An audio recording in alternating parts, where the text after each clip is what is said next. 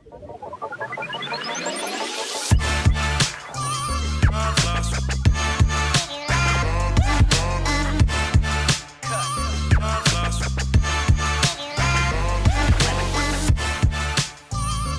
welcome back to another podcast with the Transfer Portal CFB presented by NoContextCFB.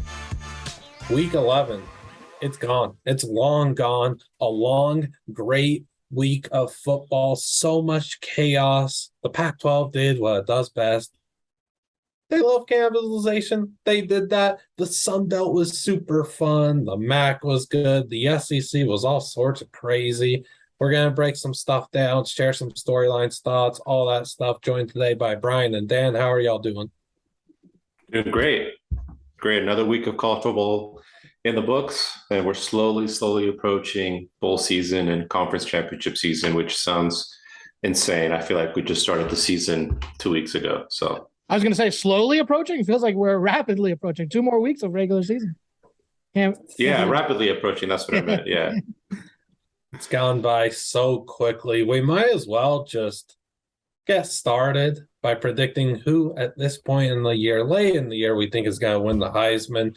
I think it's a pretty wide open race. We thought Hendon Hooker was going to run away with it. That ain't the case, folks. It's wide open. Do y'all see a quarterback winning or a different player at a different position? What's going on? What's the thought? I think it's Stroud's to lose at this point. I do think maybe Corum or Blake Corum or Caleb Williams could steal it, but I think it's Stroud. Yeah, I'm still going to go with Hendon Hooker. I mean, look, we know that they I know last week against Georgia, it kind of took a little step back. There's a little ding in the resume there for Hendon Hooker. But, I mean, let's be honest, it's Georgia, and I don't think we've seen what they've done all year. Oregon and Tennessee have had 2 of the best offenses all year, except when they played Georgia. So a good bounce back for Hendon Hooker this week. So against Missouri, he was able to kind of get back on track and have that high-powered offense again. They scored over 50 points once again. So I'm still leaning on Hendon Hooker. I think that one loss is gonna kind of hurt him a little bit. CJ Stroud has been playing amazing all season, and I don't think I see a loss in their resume until they get to the playoffs. But by then, it's too late. This Heisman Trophy is pretty much it won't, not pretty much, it is over by then. So I think CJ Stroud and Hendon Hooker are definitely the 2 leading horses in the race. But we'll see what happens over the next couple of weeks. So a lot of stuff, as we've seen this week, a lot of stuff can happen. Yeah, I'll be honest. I think you give this award to Drake May if the season were to end tomorrow. That's a redshirt freshman that's completing 70% of his passes with touchdown interception ratio of 34-3. Put any other quarterback on you. Okay. Won't say that.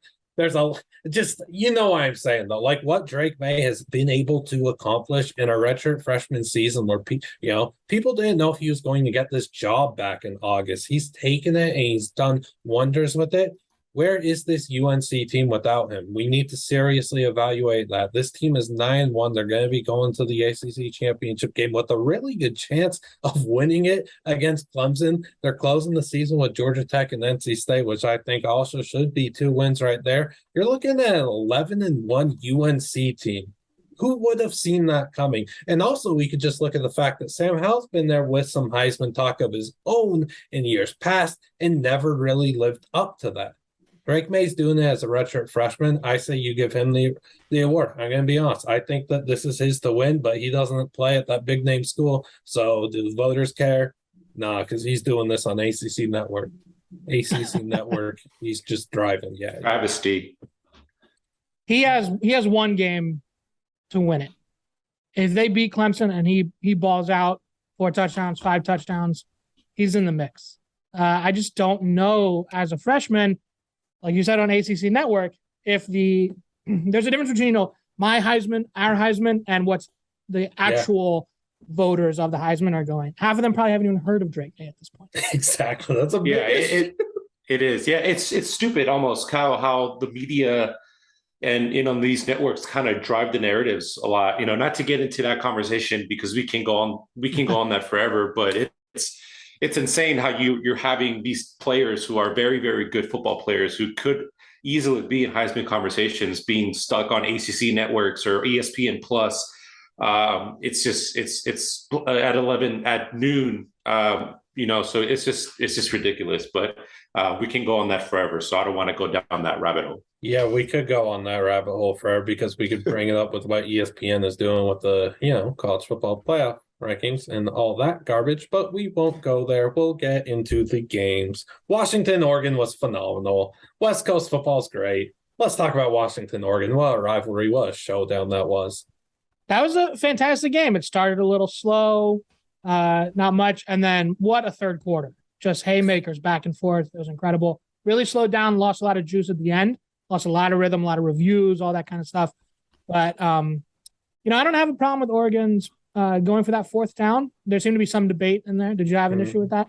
I thought it was fine. I think it was just unlucky. Really unlucky. They were running the ball all over Washington, it felt like the entire half, and he just slips. Like, that's just fluky. The only gripe I have is Bo Nix comes in the first play of the next drive of their final drive. He's screaming at Dan to get him in there in that game. On that fourth down, like I'm making sure Bo Nix is in the game if he's fully healthy. There's no reason he should have been out there. Yeah, I think that I kind of gonna go on to that a little bit later on when we talk about our most disappointing things. But it was a fantastic game, obviously, and I think that Oregon after that loss in week one and to really kind of crawl their way back to this contention, to the playoff contention that they were. I mean, they were a game or two away, a slip up from Tennessee, even running the table and winning the Pac-12. They could have easily sneaked into the playoffs, obviously, and especially with TCU playing Texas this week. Obviously, they ended up winning that game. We'll get to that later as well. But, they had a real path, a legitimate path to the playoff. And to go, at home against your rival and to fall just short, it's definitely a punch to the gut for sure for Oregon. But it's still in front of them. They still have I believe they still have a shot at the Pac-12. I don't know if Washington already clinched that, but no, there's no divisions in the Pac-12. Yeah, there's no division. You're right. Yeah, that's absolutely right. Yeah, so there's no division in the Pac-12. So yeah, so they're. They still have a shot at the Pac-12, and crazy things have happened. But to see them crawl their way back and claw their way back to where they are, they were last night, number 6 in the playoff rankings, and with everything in front of them, and to lose in that fashion at home, it's definitely a punch in the gut for sure for Oregon. Mm-hmm. I just really despise look. They go for a fourth down there, and how many people are just screaming and whining about the analytics? Dude, if it's like 2004 and they go for it in that exact same spot, it's just love the aggressive play call there. Sure, it didn't work out, but that's aggressive. They're going for the win, and then you're getting a rant about, why people thought that was good, why it's bad. Instead, now, in this new era, the analytics told you to go for that? You've got to throw the book away. Analytics are ruining football. Analytics are the reason why so many teams are underperforming, says Mr. Joey Galloway. What are we doing? No. they get that first down with such ease if Mr. Irving doesn't slip. Whatever. It's a tough look for Oregon in the end because they do lose. I'm not going to fault them much for it. I really do believe Bo Nix doesn't go down. They're winning that game. I think Washington played the best game of their season. They really did. And Washington has been a good team. They just haven't played to their best ability. Michael Penix was in his duffel bag. Incredible game from him, dude. That was the game from Penix that we've been looking for in a truly big game. The Michigan State game, I couldn't care less. Michigan State's garbage. We kind of knew that in the moment. This was the game Penix needed in Autzen. He thrived. And I don't know, good for Washington. Heck of a win for Kalen DeBoer. I just think that this was a really good team between two really good teams. And like Dan said, that third quarter, they were throwing haymakers. It was like the co-main event to the UFC card that night. It was really good stuff. I had a lot of fun watching it. I hope it was very watchable for people on the East Coast too. So I hope that they actually watch some Pac-12 football and watch what the cannibalization is all about. This is what we do out West. Yeah, it was just to kind of go back to that third quarter. So at halftime it was 13-10, and out of half, touchdown, touchdown, touchdown, touchdown, touchdown. And then it was 27 I think it was 27 to 30, 30, 31, 27 or something at the end of the third quarter. It was incredible. Just like you said, a UFC match. It was incredible to watch, but yeah, hell of a game for sure. Yeah, man, it was so good. And look, seeing Oregon try the surprise onside kick again and fail, that hurt him as a UCLA fan, not gonna lie, but nonetheless, Washington, heck of a win. Like they deserve your respect. They deserve so much respect. But we gotta go to another team that deserves respect that also wears purple. It was a good day if you wear purple. Look at LSU, look at K-State, look at TCU. Goodness. They put the silencer, they put the haters to sleep with that really good defensive display. That's what I'm saying. Yeah, I mean, that's a fantastic win for TCU. They're in the driver's seat now in the Big 12, right? 2 games clear of everybody. So, yeah. Yeah, it was a great game. I really didn't like it pregame. We kind of get like these. We kind of start looking at logos a bit, or not we, but Yeah, not we. Again, not we. We don't do that. We like to. Yeah, they like to do that. Media. And I was watching College Game Day, and they were talking about TCU and Texas, and Texas. Yeah, they were ranked 18th. They've had some good wins, but they haven't looked anywhere near a good team, a complete team, a consistent team all season. Quinn Ewers he's been battling injuries, and he hasn't looked very sharp since coming back from injury. But still the conversation was, oh, here comes little TCU coming up and coming to Austin, Texas, and trying to beat Texas, and can they beat the mighty Longhorns? Like, are we forgetting that TCU was undefeated with wins against really, really good teams? And who was ranked number 4? It almost seemed like TCU was this Cinderella team. I mean, TCU has had great seasons over the last decade or so. They've been better, honestly. They've had a better decade than Texas has over the last 10 years, especially since the playoffs started. They were a controversial choice away from making the inaugural college football playoff. Texas didn't even sniff the playoffs. But talking about this specific game, TCU, it wasn't pretty. It was an ugly win. It was Big Ten football. Yeah, Big Ten football, exactly right. Yeah, very defensive performance, and obviously the only touchdown Texas scored was on that scoop and score as TCU was trying to run the clock out, which kind of added a little drama to it. But it really wasn't as close as the score said.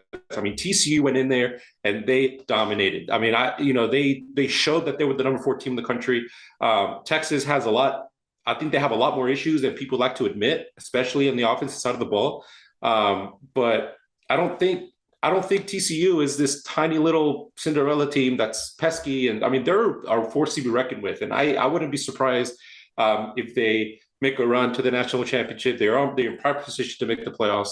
But that talk about TCU being this little team little engine that could, and over there playing big mighty Texas, that was crap, man. Come on, give TCU its respect, give them their flowers. They deserved it, and they proved that they deserve it with this great win against Texas. Yeah, it's just a lot of people talking that don't truly watch the sport. Those that have watched TCU truly transcend into this top dog from week to week to week. Sonny Dykes has been building something special, and I keep pointing to it's not even what won them the game here, but Dykes and Riley, just the adjustments that they make in game for that offense.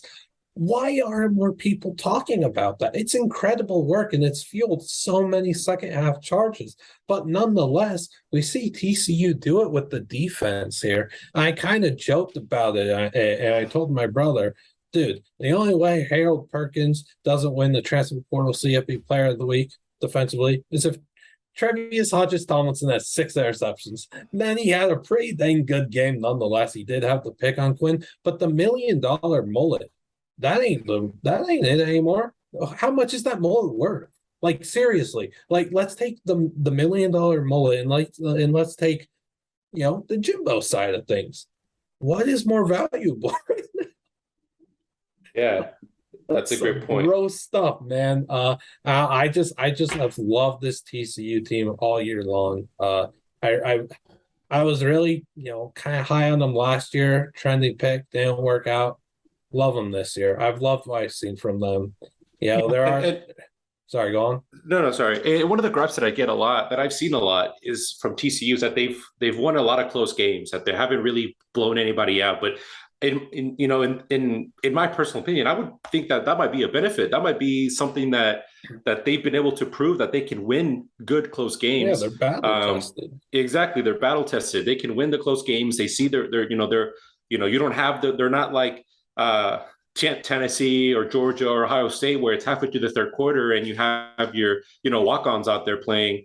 So they're battle tested, and they know they've proven all season long that they can win, and they can win with their backs against the wall. So if anything, I think that's a benefit, especially with the games coming up, and they still have to win the Big 12. They still have, if they do make the playoffs, they're going to have a very, very tough matchup against whoever they play, whether it's Georgia, Michigan, Ohio State, Tennessee, whoever they end up playing in the playoff. If they make it there, it's going to be, they might almost have an advantage of playing football in the fourth quarter, playing close football in the fourth quarter. So I'm very excited with this TCU team for sure. I mean, something that I pointed to in like every top 20, top 10 plus a few others article I've done is that, yeah, TCU is playing in close games, battle tested, like Brian mentioned.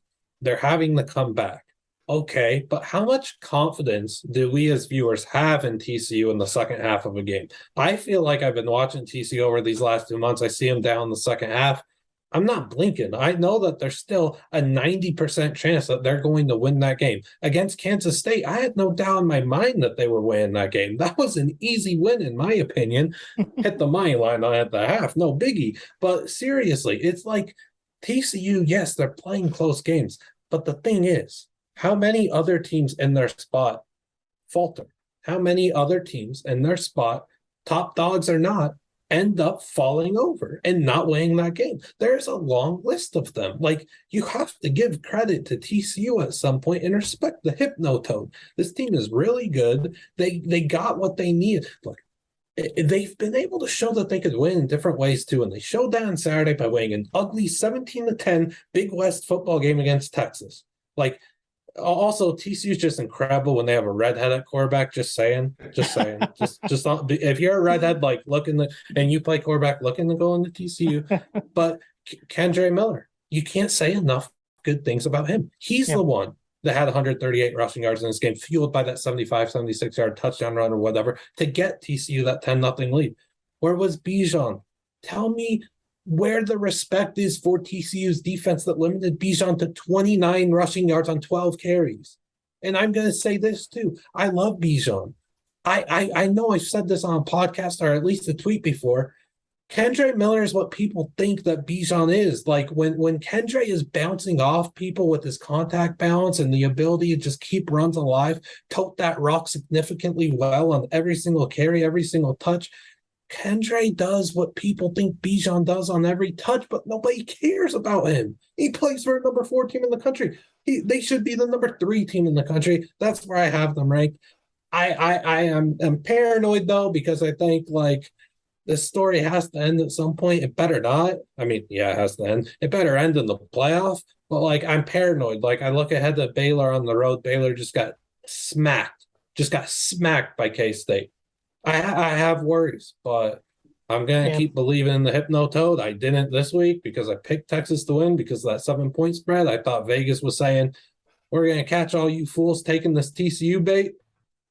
Whoops. I should have picked TCU and trusted in hypnotoad. That is a real good football team, folks. They really are. How do we feel about this from the Texas side? I would say if I were a Texas fan. Worrisome. You think so? Okay, I mean, you scored 10 points, 0 offensive, and like this was your biggest game of the year. I don't care about the OU one because where OU's at. You're hosting a top 4 team in the country at home. Okay, sorry. They played Alabama. Second biggest game of the year, but like it's just terrible if you're looking at them. This is another horrific outing from Quinn Ewers. The QB play is definitely worrisome. But that defense was really good in a way that the Texas defense hasn't been good in recent years. And, there's that whole Bo Davis video on the bus, last year, the culture, the effort, the physicality on defense has been missing from Austin in recent years. It's so early, but it does look like Sark is kind of building that up. And that's how you win. That's how you dominate in a conference, is with that trench play. And, that's how Clemson, that's how Georgia, that's how Alabama have dominated their conferences in the last decade. And that's what's been missing from Texas. So, last year they had a losing season. This year they're losing some close games, but they're winning some close games. You got to see another step forward next year. I do think you have some things to build on there. You have a true freshman playing on the offensive line. I think there's some pieces there. Incredible. The quarterback play is definitely worrisome. You have to wonder if there's going to be controversy next year with Arch if he enrolls early. It has to be, right? It has to be, right? Quinn has looked if there's a secret injury or something. Big games. Yeah. Yeah, I think there's something there. I mean, he's but the thing with Quinn is that he's looked, good.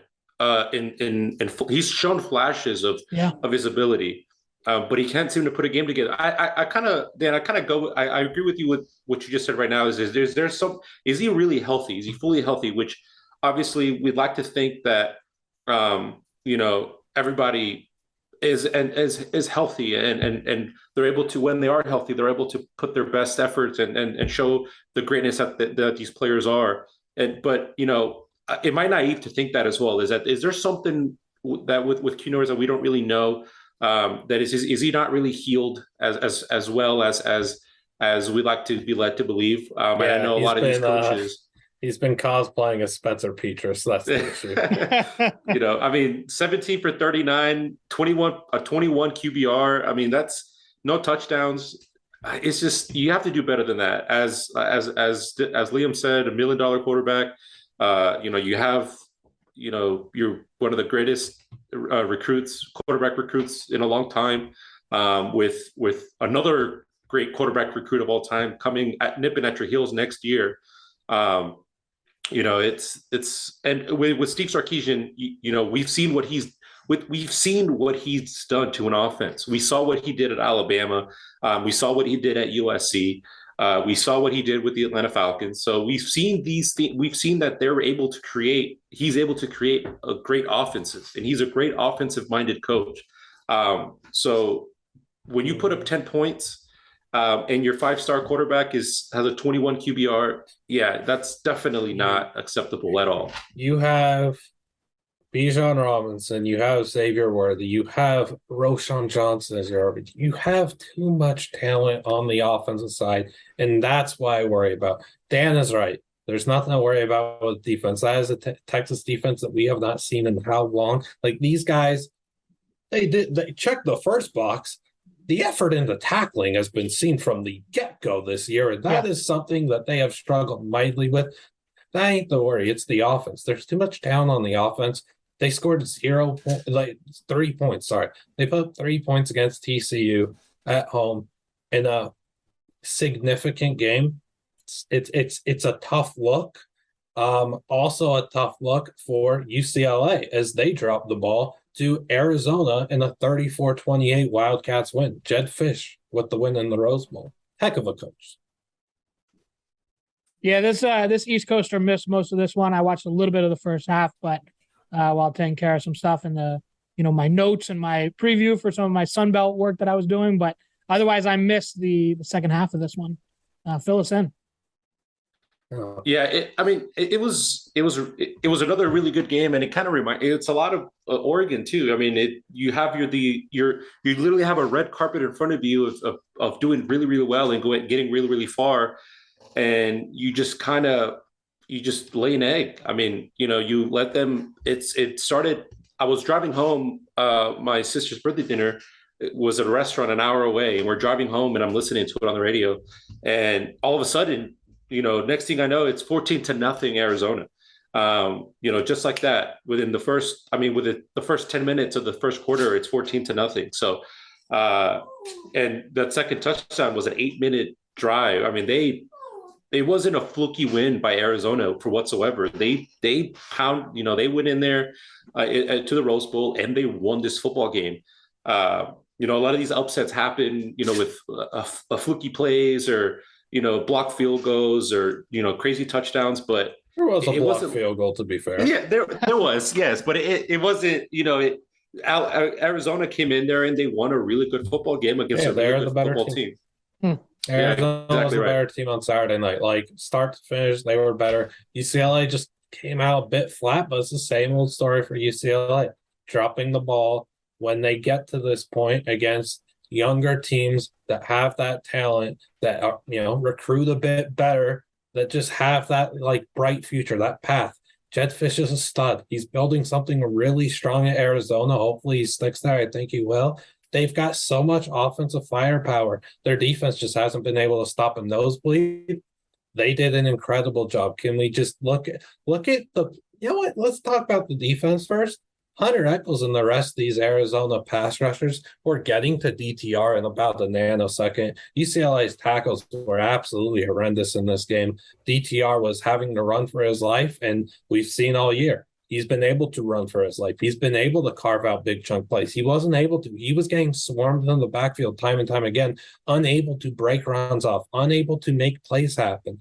That was a huge, huge, like part of UCLA's offense is kind of just gone, right? And you look at some other things. Jan DeLora, when plays broke down on UCLA's side offensively, really wasn't anything to be seen. It was just Dorian getting swarmed. Arizona plays when they were broken, Jan DeLora had an eternity in the pocket, it felt like, and he was able to make plays, extend plays even longer, and create greatness out of them. Look at Jacob Cowing, 9 catches, 118 yards. He was stellar, and it wasn't even just that stuff on the stat sheet that doesn't show up on the stat sheet. Incredible block for Dorian Singer late in that game. I think it just led to a field goal to go up 6. Cowing put in work all over the place. Mr. Wiley was incredible. The better team just won. UCLA was not good in the trenches on either side. I thought there was some poor play at times, but it's just inexcusable from UCLA, and maybe it's just what UCLA is. It's not maybe, it's what UCLA does time and time again. Yeah, what opposite weekend so it was for the Kelly brothers. You have one of them clinching a spot in the SEC championship game in his first year in the SEC, and the other one losing to 3-6 Arizona. So definitely a interesting set of circumstances for the Kelly brothers for sure. Yeah, I don't know. It's just like I don't know. Just having to think of that UCLA, it's just like every UCLA fan just felt like that game was over right when they didn't score at the end of the first half and that field goal got blocked. I think that's when the field goal got blocked. I don't remember. I'm sorry. It just felt doomed. Sorry. The field goal got blocked to start the second half. The end of the first half was a debacle in its own right. There was a kind of Pac-12 refsy moment, final play of that drive where, I thought Dorian was down. I think everyone kind of thought Dorian was down. They ruled a fumble, whatever. UCLA turns over on downs. They're like, UCLA, I don't know, kept getting called for penalties. Kind of annoying, but again, I don't care. Arizona was the better team. UCLA had zero business winning that game, and they almost won because DTR threw an absolute laser beam on the final play of the game. Jake Bobo just kind of hauled in. Again, the better team won. Arizona was the better team. They won that game more. They looked like a real good team, and they, again, prove what we already know. 2023, Arizona's going to be a dang good football team, and you all better buy your stock now. Jacob Cowing should not be there because he should be going to the NFL and getting that second-round capital that he deserves, because that dude is an absolute wizard in the slot. Kid is incredible. They still have Singer and McMillan. They're going to be a good football club. A lot of talent at U of A. And then you had Alabama Ole Miss. Interesting one between Saban and the guy who kind of wants to act like Saban all the time now, Lane Kiffin, incredible actor. I know he's using his lines. He's doing his hand. Did you see his press conference? Yes, Moving it's his hands incredible. It's like Nick? amazing. He's like a Drinking a stand-up Coke. comic or something, just Yeah. like fully into the bit. He's definitely doing it. He's definitely self-aware of what's going on. He knows what's going on. He's too smart to not know. What's on Yeah, the game? that was an interesting game. Alabama didn't look sharp at all. Just kind of held Ole Miss at bay. Jahmyr Gibbs didn't play in the second half. He was hurt. Yeah, I think he hurt his ankle. They said he was available. They said he was available, and that they went with the hot hand. That's the hand was not too hot. Yeah, well, McClellan. Yeah, I don't think he was that good.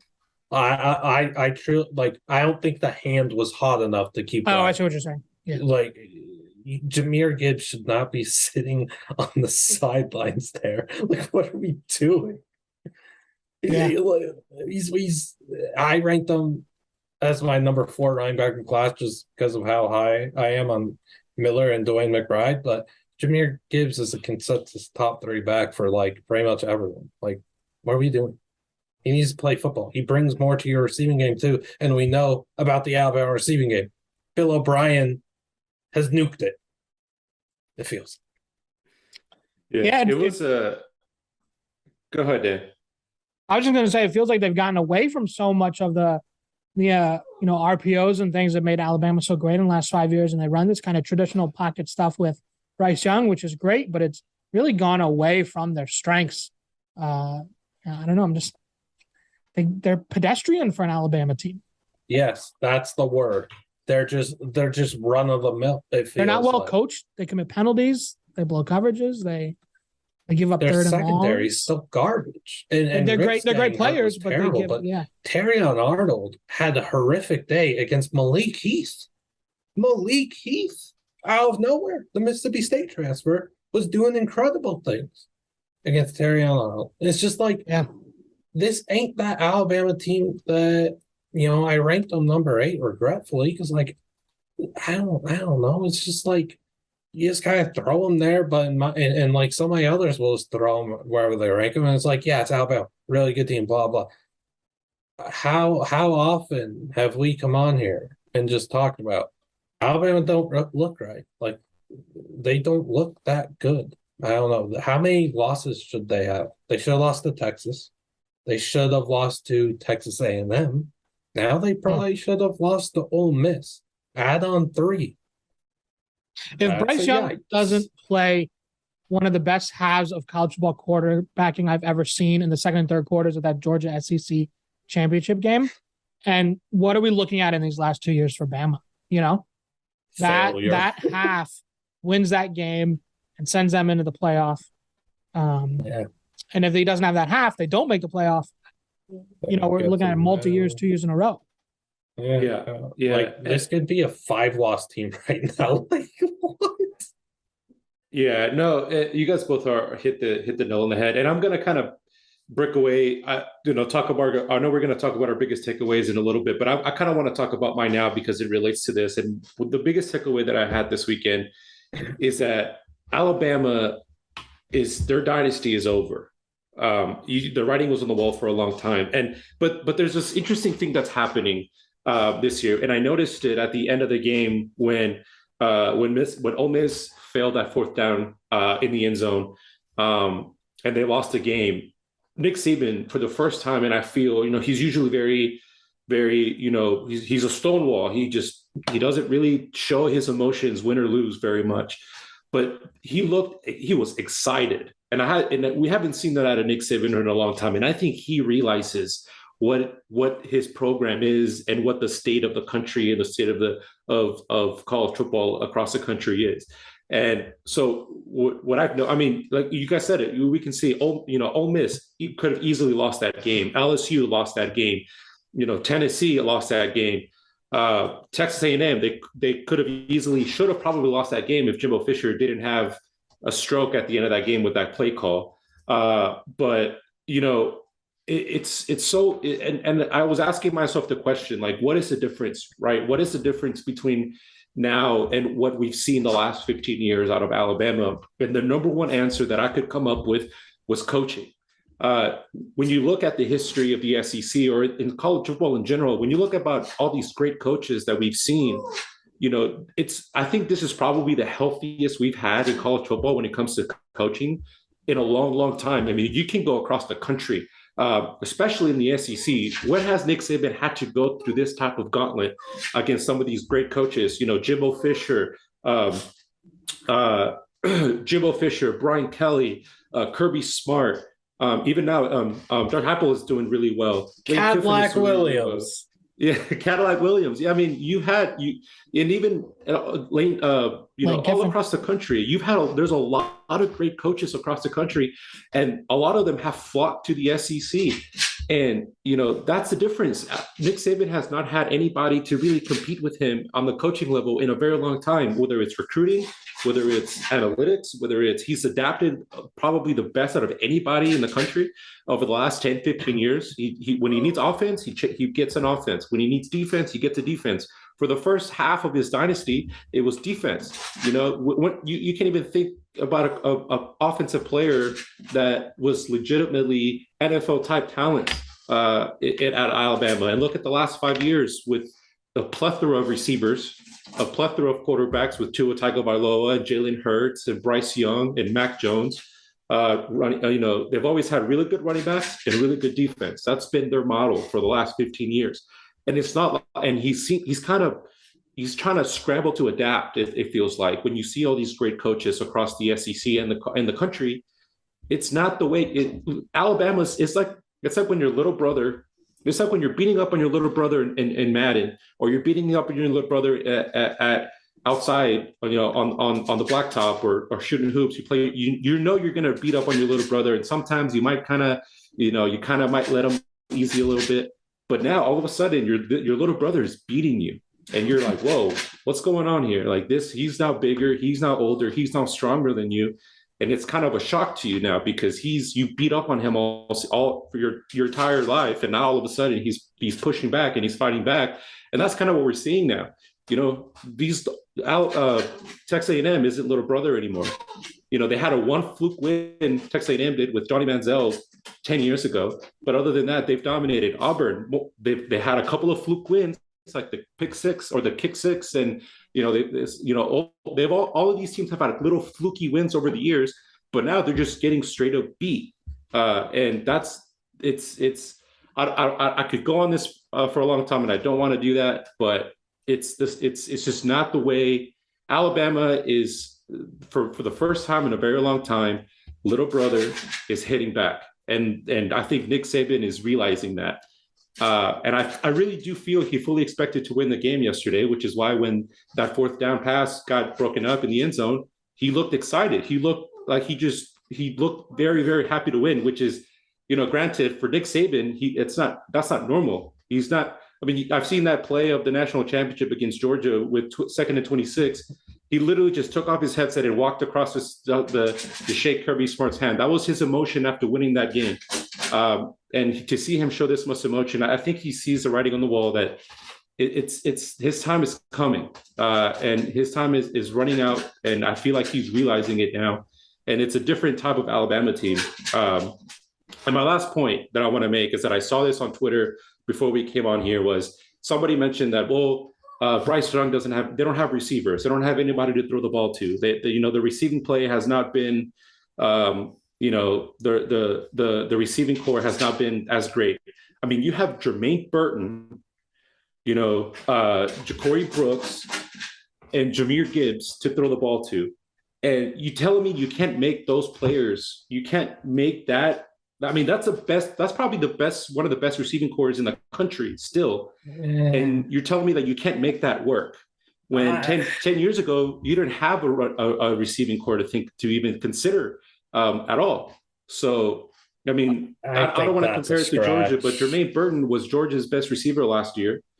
Obviously, Brock Bowers is our tight end, but Jermaine Burton was the best receiver at Georgia last year, and they were able to he's had better numbers at Georgia with Stetson Bennett throwing him the ball than he has this year at Alabama. So, I mean, what does that say about the state of each program? So I don't want to go too far into it, but I'll touch on the receiver thing since I've been talking about this since we'll go back to the Texas game. They played the wrong dudes. I don't think that this is one of the best receiving cores in the country. I completely disagree with that. I think Ja'Cory Brooks is a stud. He's needed to be their alpha WR1 that's accumulating a bunch of targets all season long. He has not been in that role one time. I think Jermaine Burton is a tad bit overrated. I think JoJo Earl's a little overrated. Trayshawn Holden's a little overrated. I need to see the Kobe Prentices. I need to see Isaiah Bond. Those guys, when they have been on the field, just true freshmen, have looked really good, but they're not getting on there enough. I want to see Shaz Preston on the field. I wanted to see Aaron Anderson, 2 more true freshmen. Anderson got hurt. There's too many dudes in the Alabama receiving room that they're just not playing. I promise you, their receiving room could be a whole lot better if they were playing the right guys, but they just straight up haven't been. They haven't been giving their best receivers the volume that they deserve, and it starts with Ja'Cory Brooks, and it starts with the seniority thing where they're just not getting their true freshmen on the field, and I don't know why. Those dudes get on the field, they ball out. We have seen Prentice and we have seen Bond get on that field and play very well. The Saban one is a real hot take, though. I respect you for it, but I understand where you're coming from, though. I really do understand it. I personally disagree with it. I think in a few weeks, months, whatever, Bill O'Brien is going to get up on out there. They're going to bring in a much better mind to take over what Bob was doing, and we're going to see the Alabama offense with more, more experience at receiver, and just, we're going to have to transition away from Bryce Young and everything, but maybe it's Ty Simpson time. Maybe it's Joe Milrow. I don't know. Maybe they have the transfer portal. Who knows? They're going to figure it out. Like, I'm not worried about the offensive side looking forward. I'm more so just, I can't get this out of my mind that this is a team that they beat Texas. 10 seconds left. They kicked the game-winning field goal. They beat A&M because of the atrocious final play for the Aggies. Why do they beat Ole Miss? I think you could all agree. Ole Miss's play calling or just whatever Jackson Dart was doing on that final drive was straight up garbage. Why are you trying to run the ball? You can't. Dart, they proved all game that you can't, that they weren't letting Jackson Dart run the ball. And then he literally every play. That's just what trying to scramble. All year. Running it. Like, it's what we've seen from them all year. Dart. That was not impressive. But no, he wasn't. He's a Jag. He's just a guy. He needs to ditch the eye black until he raises his performance. It's a tough look for a Jag. In terms of Saban and the future, his superpower has always been hiring coordinators.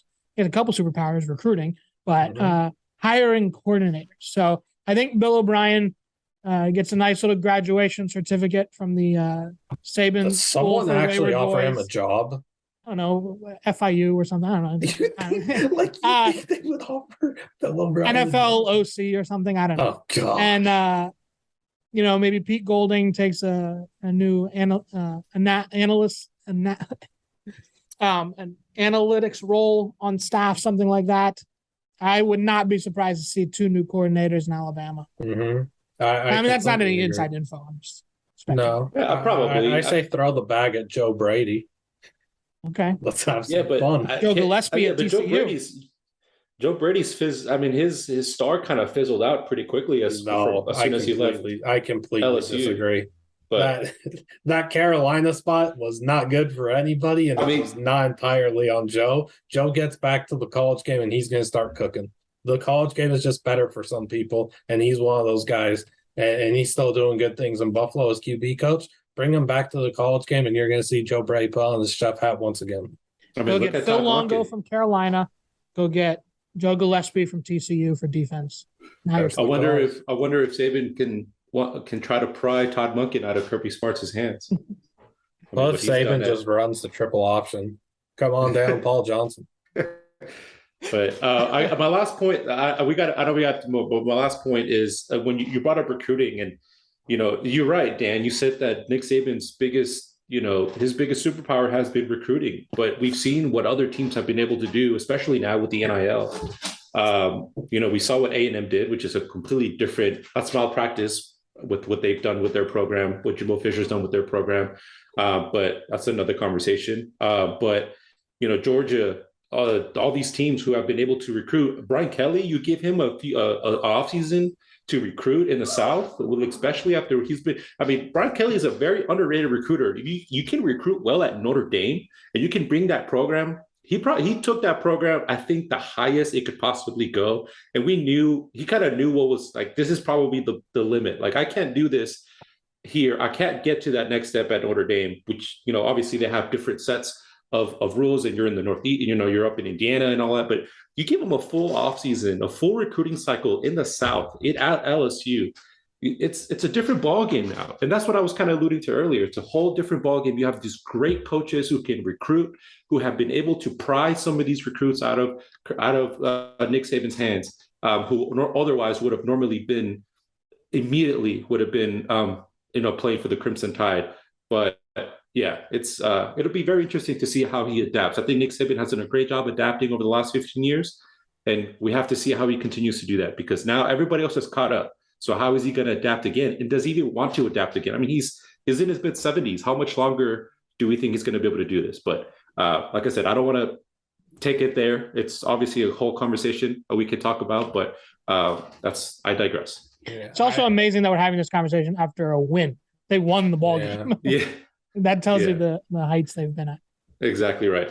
I just want known right now, though, if I have not made this clear in the 700 other times I've said it, 2023, when you see Aaron Anderson at receiver for Alabama, you're going to see the juice that should have been on the field right when this boot got taken off in 2022. That kid should be on the field. He's going to be the electricity that you're going to see in that juice from Aaron Anderson that you're going to see the second he steps onto the field in 2023.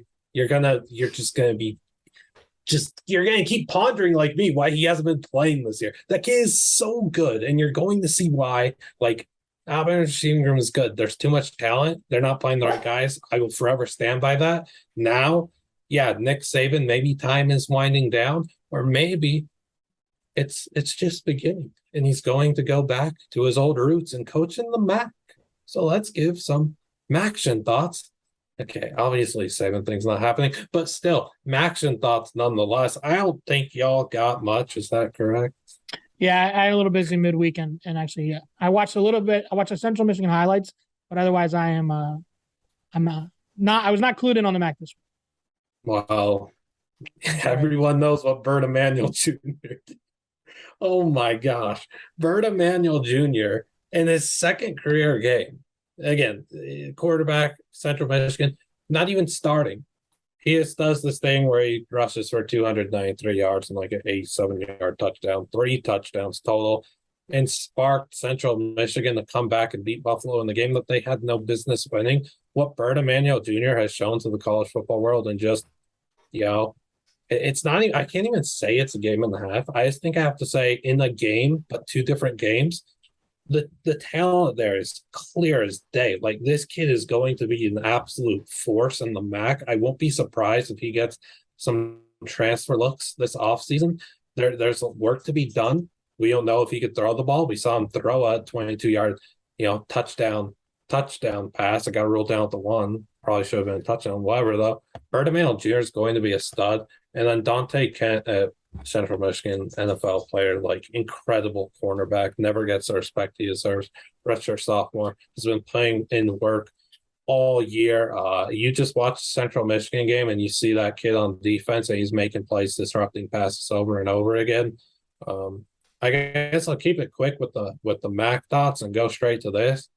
The Ohio Bobcats are the best team in this conference. I don't think it's really close right now. I truly believe, I ranked this team at 25 for a reason. Outside of their losses to Penn State and Iowa State, they've been a super good team. And yeah, they lost to Kent State. Kent State should have been a better team this year. They had the gauntlet with Washington, Oklahoma, because Oklahoma not so much, and Georgia. That's Ohio's only loss in conference. What Ohio's doing in the trenches on both sides of the wall has to be taken notice of. They are moving people way out the way. This is a team that went 3-9 last year. They're probably going to go 9-3 this year. Mr. Rourke, the Maple Missile. Like, we know what the quarterbacks at top schools are doing. When you look at the group of 5 level / FCS, Curtis Rourke is probably taken the biggest leap of any quarterback in the country. Like, I know I tweet about Rourke every single night. Not every single night, every single MACtion week. These throws he's making were not throws that he's made in years past. Incredible accuracy, just pinpoint, right on the money, threading needles and single, double, triple coverage, out routes, deep posts, like whatever it be. Rourke is killing it. He's going to win the MAC Offensive Player of the Year, just Player of the Year in general. I think he could take Ohio to the MAC championship and win it. And I think that they'd be a really tough team to play in bowl season. Like, I would not want to play those guys. And that will do it for MAC thoughts. MACtion thoughts. Yeah, the only thing I'll say about the MAC is Bert Emanuel. I mean, you're absolutely right on that. So usually with MACtion, I kind of, it's one of those things where you kind of play. I put the games on and I kind of have it on while I do other things, while I cook dinner or be with my son or whatever. And I kept hearing Birdie Manuel, and I looked up and I kind of like, hold up, let me actually watch this a little bit. And I did watch a lot of that game, and oh my gosh, I mean, yeah, that's just an incredible talent to do it in essentially your first real action. What a way to break the door open, and I'm very excited to see him play over the next few weeks and next year. He look, like, again, Central Michigan was going to lose the game against Buffalo. They were not going, like, he comes in and he helps them come back, win their 4th game. They have 2 games left. There's still potential to go bowling. Bert Emanuel doesn't come in. That's not happening. One other thought I'll just give is Carson Steele. I know a lot of people coming into the year were like, Lou Nichols. He's dealt with injuries. It has not been a memorable year for Sweet Lou. Carson Steele has just taken the MAC by storm. He's everybody's favorite MAC player. I thought Daquan Finn was going to be the most talked about player in the MAC because of his electricity. Got hurt, hasn't been himself, last week. Carson Steele is the father of an alligator named Crocky Jet. Like, and what you're able to see this guy do in his true sophomore season, the yards after contact, like you could, let's just say the ball's on 25, his own 25, and they toss it to him, and it's like a bad toss or whatever, it goes backwards, and he picks the ball up at the 11. I have full confidence in him. No matter if 7 defenders swarm him up that 11-yard line, that he's going to be able to get back to the 25, if not more. What he's able to do doesn't make any sense. It defies logic, it defies gravity, I suppose. Carson Steele's been marvelous all season long, and my dog is going crazy. So we could talk about the next thing, which is who made the best impression on you. So for me, I was thinking a lot about TCU. And, I was talking about Texas earlier when we were talking about the game because I had this thought. And they really impressed me in how they deviated away from the typical style, which they've been winning early in this year. And they've been winning all these shootouts, these fourth-quarter comebacks, lighting up the scoreboard. This was a defensive first effort for them. And especially on the back end. That secondary played really well. Yeah, maybe Quinn Ewers had an off day, but they helped force a lot of that too. Bijan Robinson had an off day, but, they forced a lot of that too. So they played their asses off. They played a physical game. That has not been their usual recipe for winning. So TCU, I was really impressed to see them win divergent from their normal style. Yeah, that was a really good win for TCU. For me, Jim Moore Jr. I mean, what he's done at UConn. I mean, UConn has been the lap. We love to make fun of. We've loved to make fun of UConn the last 5 years. They have not been very good. That's a very, very big. Hey, they're the 2020 national champions. That's facts. Yeah, it's true. Yeah, New York Times. So they went undefeated. What he's been able to do to that program in his first year is incredible. I remember when he got hired, I'm like, why would Jim Mora even want to go to UConn? I mean, why even waste your time there? And what do you to tandem bowling against and to win that way against a really good Liberty team that was 8-1? And it was a good game. I mean, it was, like I said earlier with Arizona, they were the better team. They you with a lot of these upsets or these upset threats, you kind of see that team that's on the upset watch fall behind, and then eventually they recover and they take the lead and they kind of run away from it from there, kind of run away with it from there. But UConn, they got hit. They hit the first few punches. They got punched in the mouth. They kind of fell behind again, and they kept going at it and they kept battling. So Jim Mora, man, hats off to you. Somebody needs to send this man some flowers, because what he's done at UConn is very, very impressive, and hats off to him. It's incredible to watch.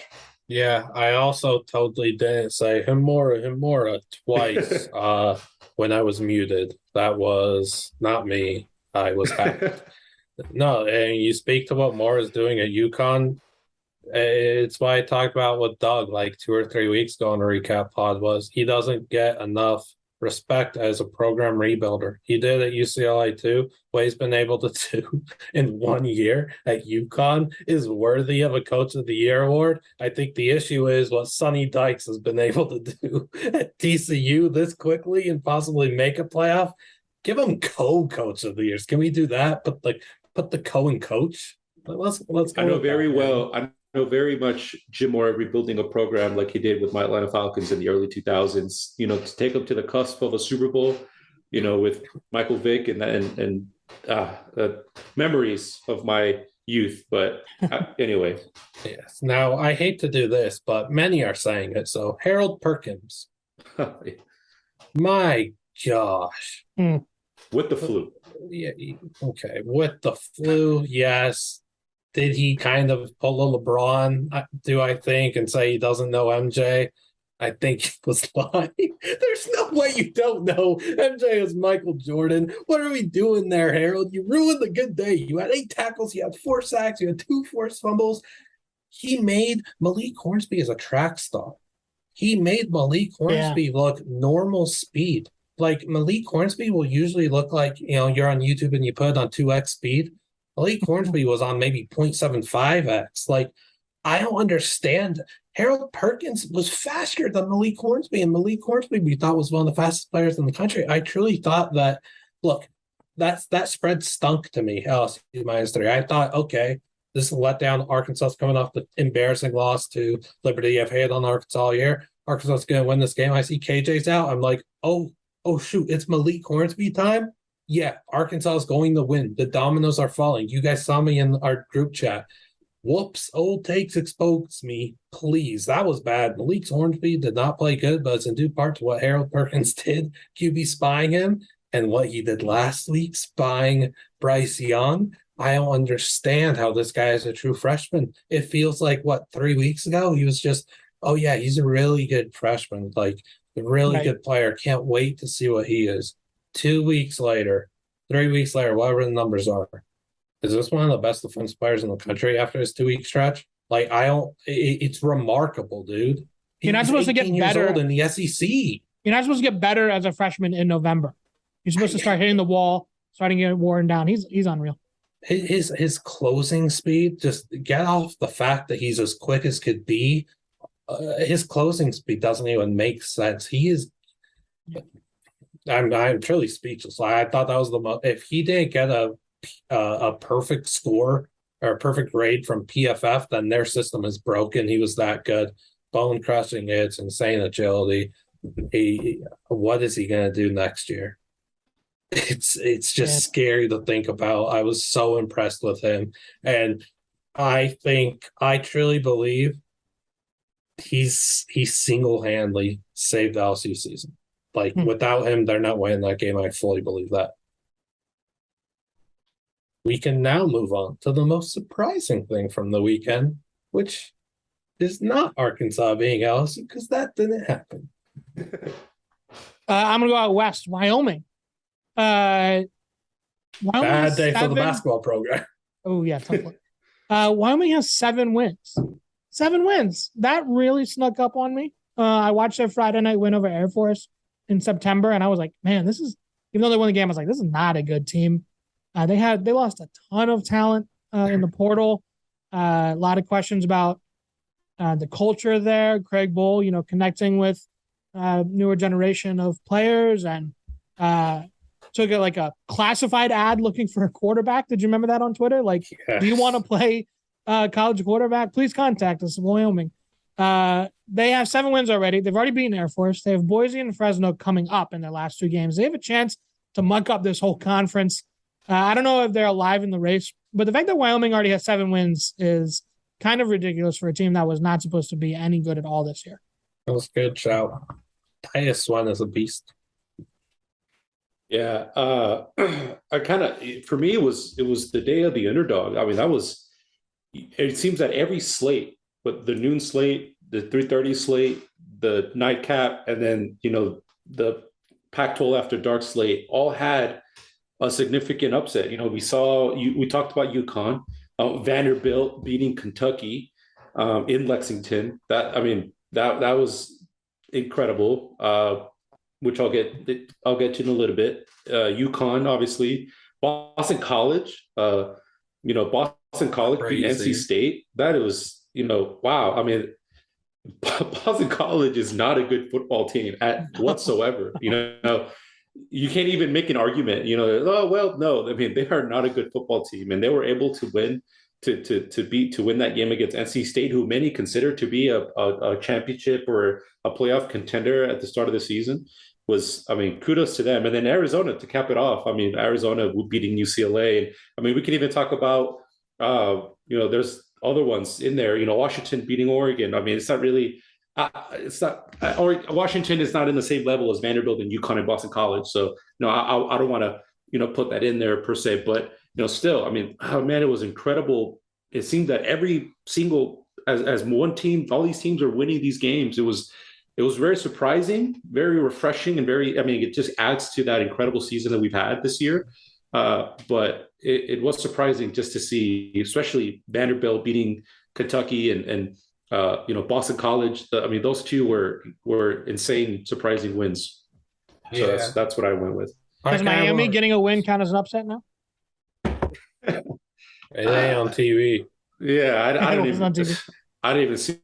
even know Miami was playing. I forget they have a football team sometimes. They played Georgia Tech, so it makes sense. But yeah, what Miami's games for the last month and a half have all been like watch ESPN / Root Sports Network. Right. Not great, and whatever. My thing was it has to be Bert Emanuel Jr. because that just comes out of nowhere, and that's just one of those MACtion men, a star is born moments that we see every year, but every year it will take us by surprise. The MAC, it's great theater. What do they do better than introducing us to some of their newest stars, their newest actors in these late November weeknights? Bert Emanuel Jr., they're down 24/7. Here he comes, run that ball like he's Walter Payton or something out there. He was invincible, incredible stuff. I'll just say it again. They were going to be 3-7. He saved their season. They could go out there and win 2 games. They played Western Michigan and Eastern Michigan. You go out there, win 2 games, get your team back to a bowl game. You're a cult hero. You're a Central Michigan hero. So I love seeing what Bert Emanuel Jr. could do. A lot of people know his dad. Now it's time to get to know the son. This guy is a ball player. Kid's a star. Can't wait to see how his future pans out. Most disappointing thing, fellas, what was it? I'm going to go to the Sun Belt, my favorite little league down there, and I'm going to say Georgia State. Liam, we did the Sun Belt preview. We were in on this team. A lot of veterans. Darren Granger back at quarterback. Really nice running game with Tucker Gregg and Jamias Williams. And they have just had some real stinkers, but they've also had some really nice games. They played North Carolina, really close one-possession game. They dominated a pretty good Southern Miss team last week, a good Southern Miss defense at least. And they came out this week. They had 4 touchdowns to Louisiana Monroe's 1 offensive touchdown. and they still found a way to lose that game at home. Yeah. They had a 2-score lead at different points. They gave up a pick six and a punt block touchdown. Georgia State just not getting it done on the margins and winning football, which is such a disappointment from this veteran team that finished the season so well last year. I think a 7-game winning streak. Sean Elliott. I get my Sean's in the Sun Belt mixed up. Sean Elliott 3-year bowl streak. That doesn't look like it's going to happen this year. So just they had so much veteran play, and to be so inconsistent as such an old cohesive unit is very disappointing to me. Yeah, we kind of hit on it in that Sun Belt preview. Like, they played a grueling schedule. We already knew that was happening. Looking back on how their season has fared, I think we didn't hit on it enough. That do you think, like, this is how I feel? Do you think this as well?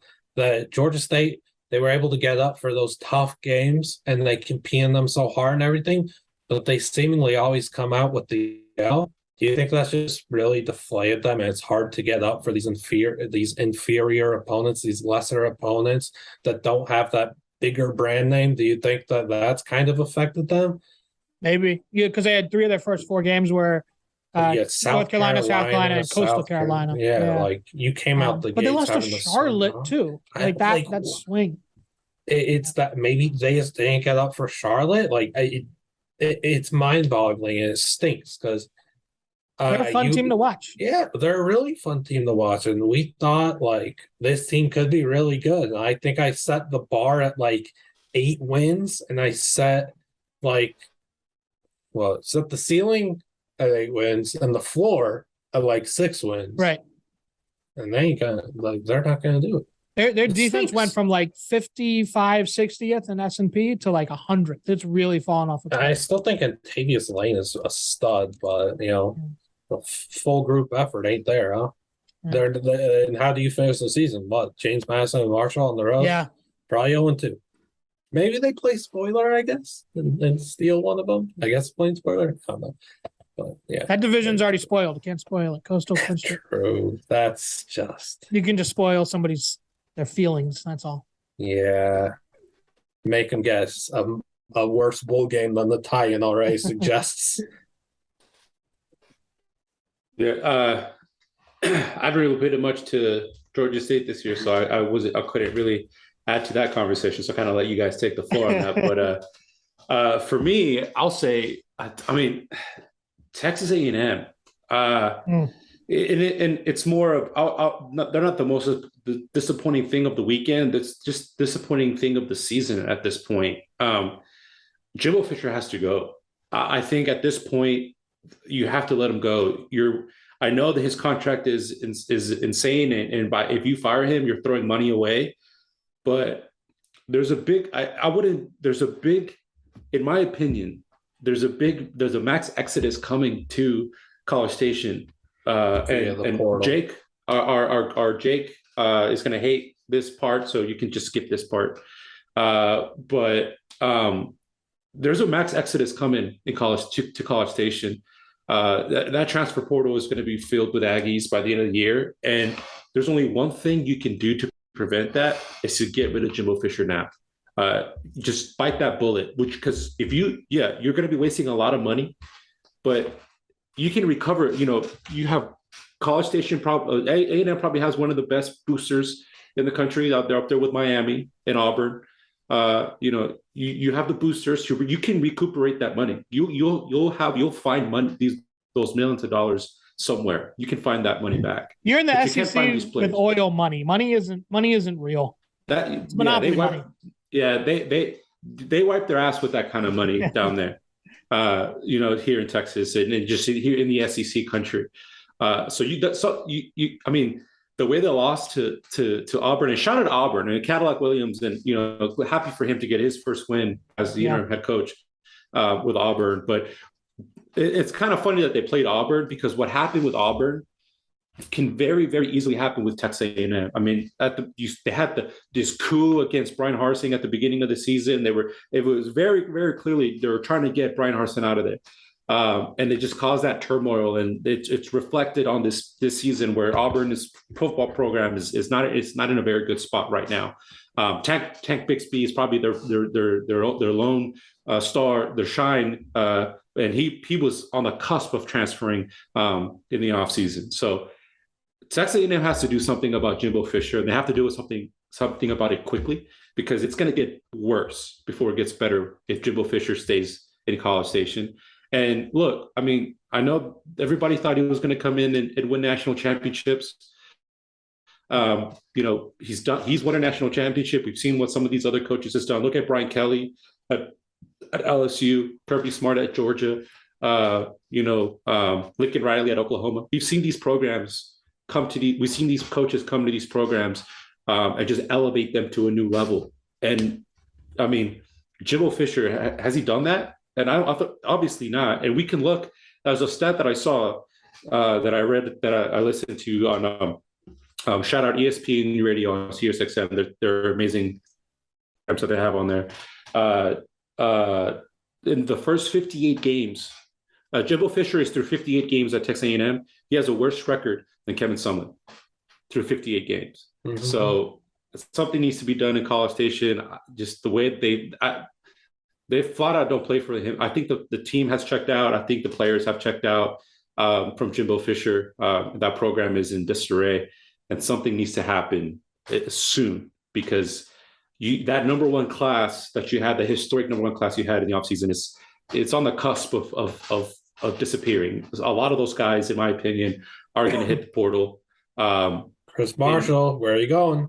Yeah, exactly right. And you have to do something soon. So that was very disappointing to see how deep they've fallen. Texas A&M has fallen.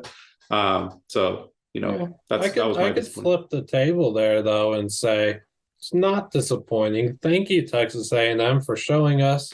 Well, not showing us, showing everybody that the preseason poll is the biggest joke in sports. Thank goodness. I love that you guys really worked hard to show us not to pay attention to these preseason numbers. These shiny numbers mean nothing.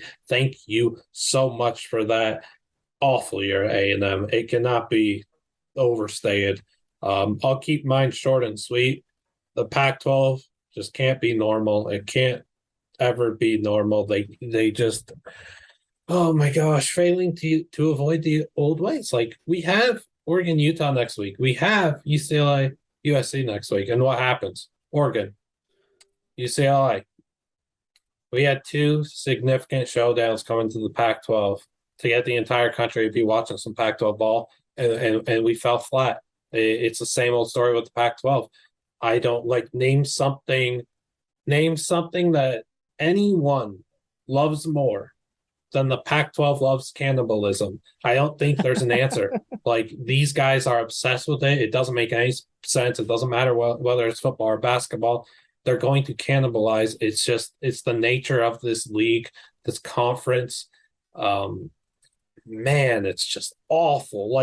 Of course, too, SC was playing on Friday, so they got to avoid, and Colorado they got to play, but they got to avoid the carnage and the chaos of that Pac-12 Saturday. Of course, we went from 3 potential playoff teams in UCLA, USC, and Oregon to 1 in the span of 4 hours. That's the Pac-12 at its finest, baby. We had UCLA, USC college game day.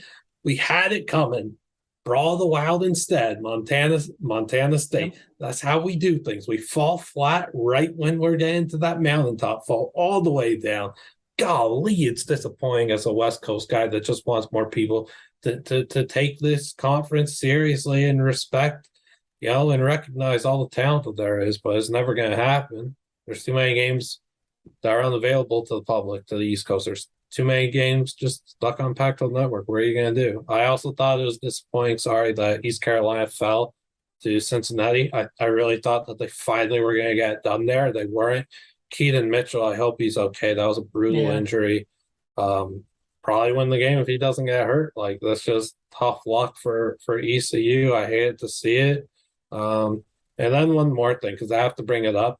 I am so disappointed in everyone that took to Twitter or took to water cooler or gone ESPN or Fox or whatever on TV and said Tennessee is a disgrace for running up the score on Mizzou. I'm sorry, Dan.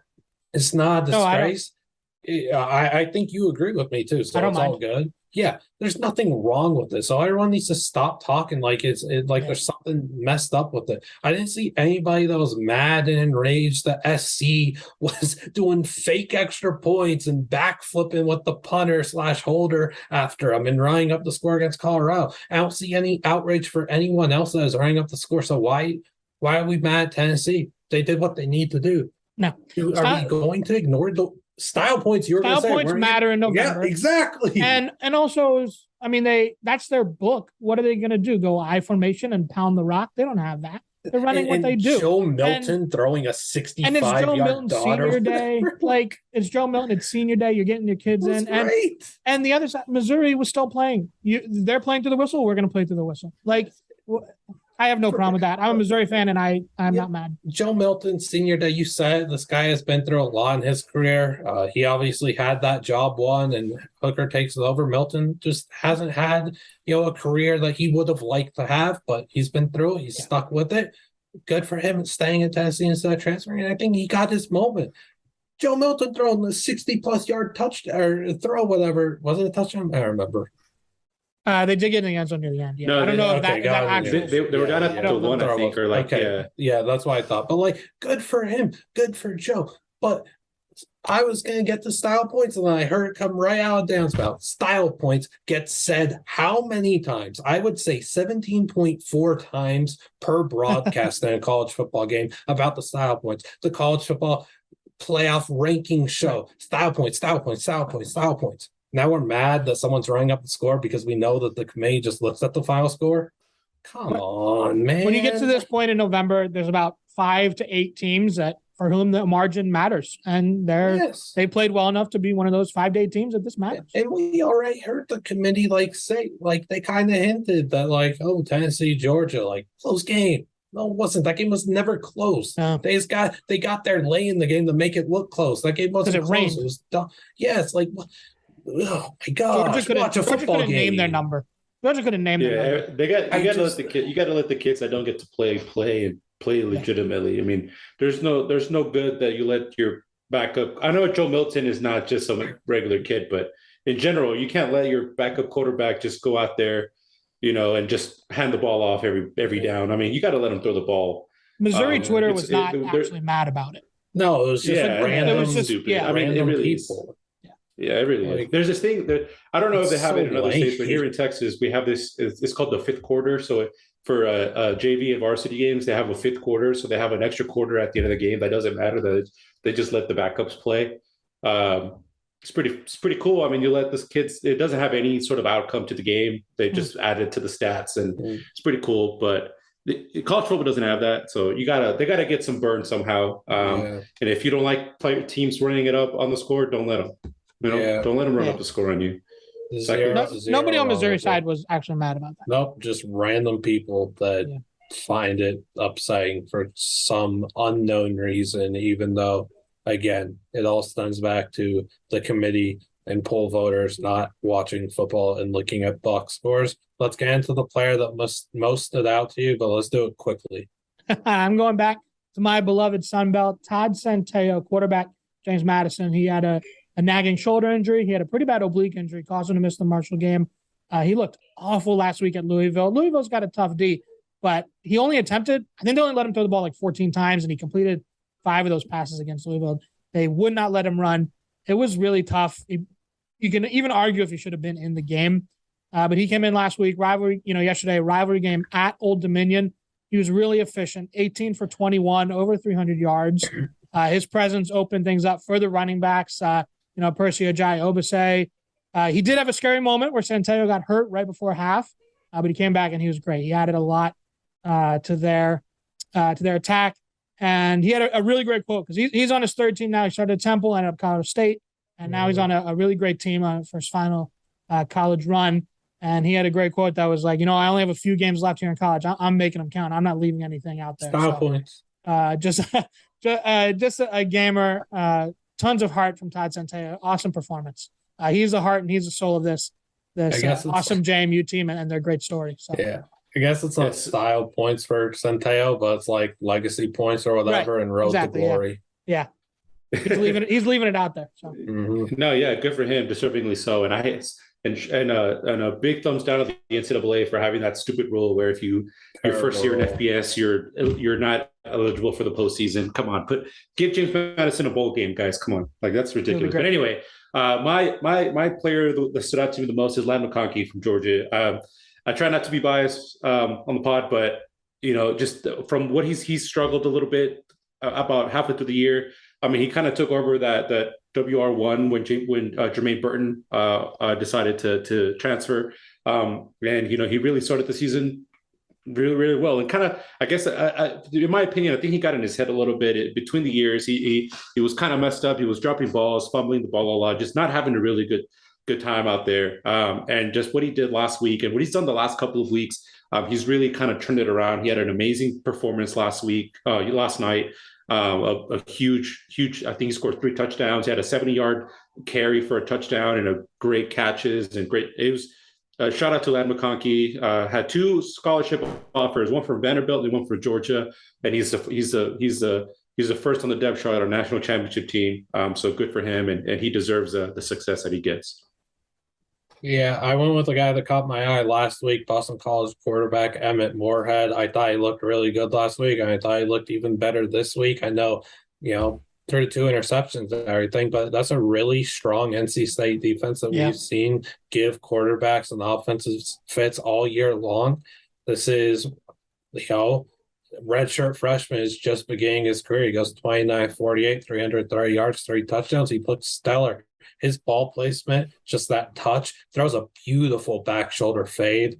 I think he's got a really bright future at BC or wherever he ends up. I think he stays at BC. I believe he's a California kid, but Morehead is really fun to watch. I've really enjoyed watching him last week and this week. I can't wait to watch him in the future.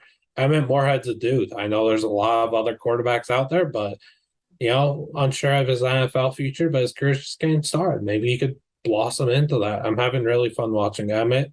We'll go to our biggest takeaway from week 11. My biggest takeaway is with the Pac-12 cannibalization happening, I think there's going to be a really, really controversial playoff selection coming up. Looks like, you got the Ohio State, Michigan winner. You got Georgia. If LSU wins out, I think you have to still take Georgia. If TCU wins out, you have to take them. If SC wins out, you probably have to take them. If Tennessee wins out, you probably have to take them. That's too many. It's almost like we need an 8-team or a 12-team playoff. That's too many have to take them. The committee has gotten lucky in a couple years where the sport has kind of shaken itself out by the last week or two. Yeah. And I don't think they're getting lucky this year. And there's going to be some what they wanted was a nice, clean Pac-12 winner, one nice, clean, undefeated TCU, and then you get the Big Ten and the SEC winner. And I don't know if they're getting that clean slate this year. And with how the Pac-12 works, UCLA and Oregon both probably win this week and just nuke the conference. I do want to say this too, real quick, before I get to you, Brian. How, just like those people that year after year say, no expansion, no, there's never enough teams that are qualified enough to make it. Look now. Crazy thing here, the sport isn't only always going to have 4 good teams. There's always, at some point, there's going to be a lot more teams that are deserving. We finally got that again in 2022, and this is going to be how it continues to look year after year after year. Transfer portal era is here. Teams are super even. We knew that from the jump, that this was an even NIL playing too. field. Yeah, NIL too. But I got teams are smarter. I hate just going and saying, oh, NIL is the reason for this so much, because I hear so many commentators just go and say, oh, in the NIL era, and then you look at who's playing, and it's like UAB is playing Ball State, we'll go with it. It's like, oh, NIL era is why these teams are able to kill in transport. I'm just like, no, that's not what's going on there. I mean, transfer portal is going to work both ways too, because you're going to have somebody like maybe Bert Emanuel is going to go join a Big Ten team or something like that. But Southern Miss has a really, really good group of 5 defense, and they built that almost entirely with taking guys that are on the fringes of SEC depth charts and building that front 7 around that. So that goes both ways. No, I completely agree with that. I just hate going like that's just the transfer portal more so. Like I don't think it's just going and saying because of NIL, this guy transferred from LSU to UAB. Like that stuff has happened for years. Yeah. NIL has happened for years. We just didn't have a name. Exactly. Yeah, it's under the table. Yeah. McDonald's bags. Right. It makes teams better. When you have the even playing field is what we need. Exactly right. Yeah. But I already said my takeaway. It was with Nick Saban in Alabama. I don't want. Obviously, I said what I needed to say on that. Times are changing in college football. To your point with the NIL, I think you're absolutely right. I was listening again to the radio, and they were saying that, the NIL makes players more selfish and more about themselves. And isn't that kind of the point? That's the point of college, right? The point of college football is to go to. Somebody said, I forgot who it was, but they said that the NIL has turned college football into the minor league baseball of the NFL. Has it really though? It's always been, hasn't that always been the goal for these athletes, for at least the top athletes, is to make it to the NFL? If anything, you've made it better because now you have some players who probably would have left after their junior year or left a year early to go to the NFL, where they stay in college another year because they do have that financial security and they're able to get better. And not only does that help the college product, it helps the NFL product. Because there's how many times throughout the years have we seen players go to the NFL a year early because they want that financial, they want the money, they want the bag, and they flame out of the end. They're not ready to go to the NFL. So now they have the liberty and that buffer to go back to college and play in another year. And if they do end up getting hurt, they were able to make at least a decent amount of money with their NIL, where it's not as devastating as it used to be. Obviously, it's always devastating, and that risk is always there, but it's not as it used to be, where you're that's it, you're done. You tear your ACL your junior year of college, you're done. You're not going to the NFL. You're left with zero, with nothing. And now Lord forbid, Bryce Young has a devastating injury. Obviously, we don't wish that on anybody. But he said he has a multi-million-dollar NIL deal. We see him on Dr. Pepper commercials and all these other stuff. Actor. He's exactly right. He's fine. He'll be fine if that's the case. Yeah. So that's what I'll say. Like those talking points from people saying that's just becoming minor league for NFL or whatever are just from people that only watch when like the number 1 team is playing the number 3 team, or then they just watch a national championship. It's nobody's. My biggest takeaway reacting to and talking about all this stuff is just kind of pointless. Everything just changes the next few days. I forgot we're live. My bad. The biggest takeaway has to be Drake May. Like, he's the top quarterback going into the 2023 season. He's likely the best player in the country going in. I don't think I'm overreacting at all. Every throw that this kid makes is prettier and prettier than the last one. I'm just placed with precision and it's always on time. It's mind-boggling that he's able to do this as a redshirt freshman. Don't hit him with the sophomore curse, because this is technically his sophomore season. Junior in the classroom next year. Ain't no sophomore curse for Drake May. What he's doing is just difficult to comprehend, man. Like, he's been out of this world good. He should seriously be in New York, possibly holding the Heisman Trophy. If I had to vote, he's getting my vote. We'll go into the best and the worst thing that we saw in Week 11 to wrap things up. Was it Navy throwing the ball over 10 times? Was it Western Kentucky's big red helmets? What y'all got? Hey, Navy throws. They've got a couple games where they've gone over 20 pass attempts. Ty Lavatai, hey. My best thing that I saw, Cameron Babb, 2018, 4-star recruit, Ohio State wide receiver. Here's some of the names that were in this class. Rondell Moore, Elijah Moore, Jamar Chase, Justin Ross. These are NFL veterans that were in his recruiting class. 0 career catches. He tore his ACL 4 different times while as a member of the Ohio State Buckeyes. He stays on the team. He battles. The same knee, too. All 4 with the same knee? I think so, yeah. And he, ended up being a leader. This is, he's recruited over and over again. Olave and and Wilson and Smith and Jigba and Harrison. And when he stays there, he battles. He's a leader in this position. You could see he catches his first career catch ever and his first career touchdown, same catch. And the outpouring of love from the coaching staff and from his teammates, the emotional moment, his parents were there. That was just a great college football moment. So Cameron Babb getting in the end that's what zone. helps make the sport great. Yeah. It was people were hating on it for style points. Please do not watch or talk about the sport ever again.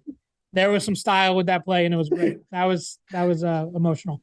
Yeah, one of the worst things I saw was Braylon Allen. You know, he's a stud for Wisconsin, tough running back. He's got tough shoulders. He's got a busted wing. He's just been battling through injuries all year. He is the face of that team right now, and the their only offensive weapon of choice.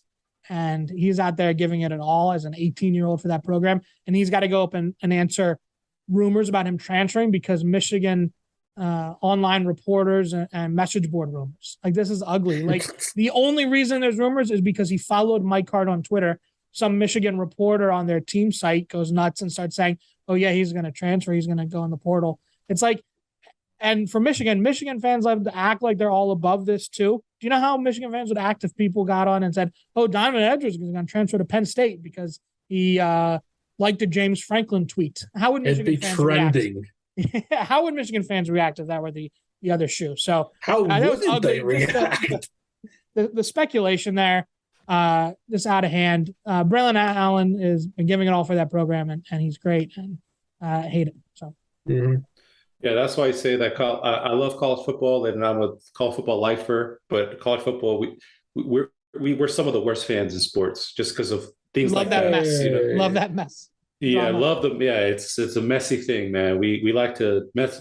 College football message boards are some toxic wasteland. Sometimes I thought the Brian Harsin saga back in the spring was fun, or winter was. It was interesting as a SEC, as a fan of a rival of Auburn. I had a very good time with that as well. My best and worst thing of the weekend. My best thing of the weekend was Clark Lee's interview after beating Kentucky. Just how emotional he was. He knew it was a big deal for him. He cares about the program. He cares about his players. We made fun of Clark Lee at the beginning of the year when he at the SEC media days when he talked about he wants to turn Vanderbilt into one of the best programs in the SEC and one of the best programs in the country. We kind of laughed at him and saying, come on, that's funny. Vanderbilt, they're not blah, blah, blah. But, props to him, what he's done at Vanderbilt. It hasn't been pretty this year. They've looked like Vanderbilt of old, but they've looked like there's been some strides there. And they've played some very tough games. Obviously, they had to play the Alabama, they had to play Georgia, they had to play Tennessee. So it's tough. But just the emotion out of him when beating Kentucky for their first conference win since 2019 and against a ranked opponent on the road you can tell that he cares a lot, and this program is in the right hands with Clark Lee. So I love that very much. Yeah, he's a stud.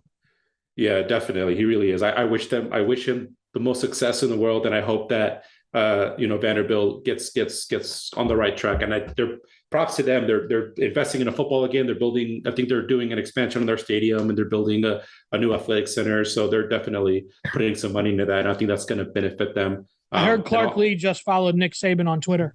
I don't know. Whoa. He's going to transfer. Just saying. He's the next offensive coordinator at Alabama. Assistant to the assistant offensive coordinator. Yeah. The worst thing, it's not really his fault. I know he definitely didn't mean to do it, but Dallas Turner's face mask on Jackson Dart, I mean, that was horrible. It was really bad. That could have been very, very, very dangerous. I mean, you just how just everything that goes on in this area, literally one small thing can bust you up pretty well for the rest of your life. And oh man, the way Jackson Dart's neck turned it could have been very, very bad. Thank God for these helmets that kind of snap off. And if that wasn't the case, it was just bad. And I know that Dallas Turner didn't mean it. I know that he definitely he reached over and he was trying to get a sack, and he grabbed. Yeah, it was just fluky. Yeah, it was a fluke play, and he didn't mean it. And I'm not calling Dallas Turner dirty or anything like that. It was just tough to see, and it kind of goes to show how dangerous the sport is. And glad to see that Jackson Dart didn't get hurt very significantly. But yeah, that was tough to watch for sure. Yeah, Dallas definitely did do it on purpose, but later in the game, he definitely did give Dart a shove on the ground a few times, kind of pushed his head into the turf. That was on purpose. We caught that, Dallas, but heck of a player. Man, I don't know. How about best thing? Maybe could be Mike Wright finally getting to play football again at Vanderbilt. About time he got back at quarterback. 60-yard touchdown run, no biggie. Seems like just a few weeks ago on Halloween, he showed up at Vanderbilt for his classes in a full-on Teletubbies costume. Now look at him. Nobody else was dressed up as classes. Poor kid was in a red Teletubby costume all day. No one else wanted to celebrate Halloween with them. Now he's scoring touchdowns for your school, helping them get a win over Kentucky. What are we doing, Vanderbilt kids? What are we doing, students? Come on. Cam Babb, like obviously one of the top moments. I hope that he's in our sport in the foreseeable future is like, on coaching staff or something at Ohio State, I think would be really cool. One of the best things though, man, has to be the Mount Union Miracle, right? Like let's dip on over there.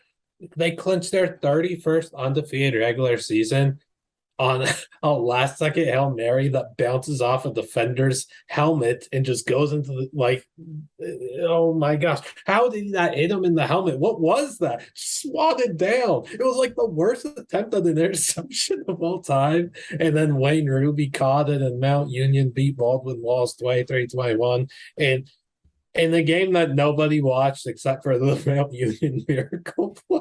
That's okay. Mount Union's a force to be reckoned with. I think another great catch. Stephen Cobbs, there were a lot of good catches. Stephen Cobbs in the snow. Oh, that was so sick. On the sideline. Okay.